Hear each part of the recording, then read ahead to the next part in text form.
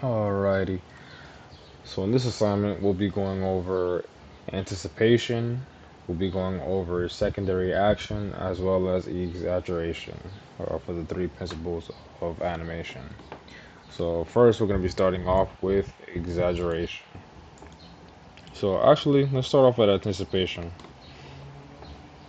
So as we see here, this will be one example of anticipation. So you see her, she's already leaning forward towards the gem. So we're already anticipating that she's going to be picking up the gem. And then she goes to pick up the gem. She picks it up. And then we have also another form of anticipation coming up soon. So she twists her body. And shortly now, she's going to start bending her knees and getting down low because we're anticipating that she's going to jump. And you could even argue that there's anticipation here also because right here she's stepping on this little step here. She gets her foot off of it and then squats down to jump. So there's our anticipation for the jump.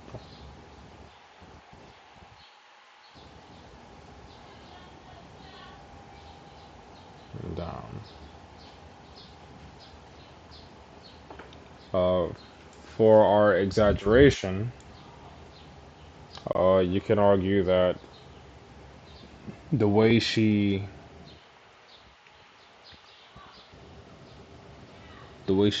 jumps and squats down to continue running could be considered an exaggeration.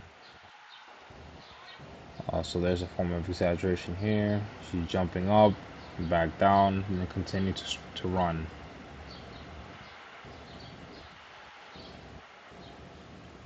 And her running is very exaggerated.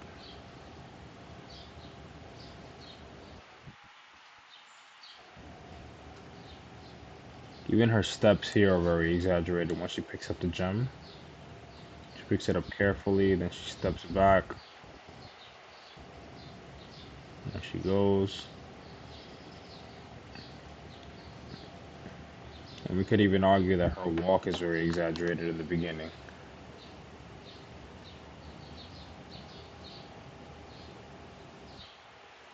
Moving along, we also have why do I keep forgetting the last one? I just said it not too long ago. Secondary action. So as for secondary action, once she picks up the gem, it becomes a whole nother thing to animate. So now we're animating her entire body as well as the way the gem moves with her body. So that could be considered a secondary action. So here I wanted to make the gem seem heavier or heavy as she's jumping. So when she's jumping here, I kind of drop the gem down low. And as she's jumping up, you can see how the gem's still down here. I know in the instructional video that we're watching, her gem is pretty much like almost close to her chest as she's jumping, but that makes the gem, in my opinion, feel too light. I wanted to make this have like some sort of weight to it. So I animated as she's jumping up, the gem is still low, and then it catches up with her while she's in midair because of the momentum. And then as she drops down,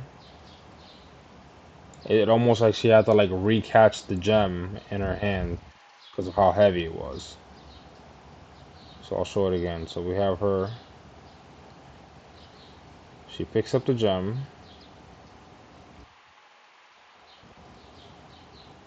As she's getting ready, she jumps, and then the gem follows with her body as a secondary movement.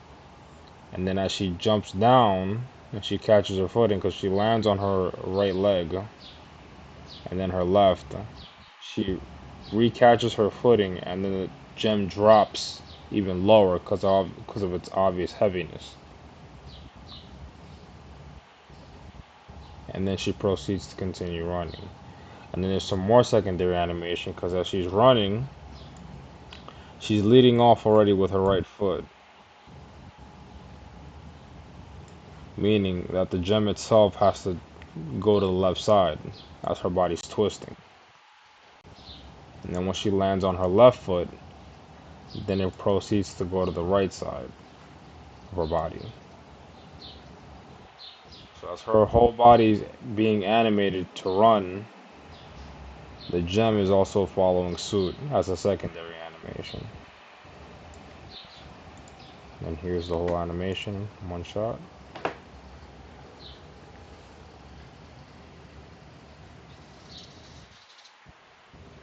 There we go. And that is it.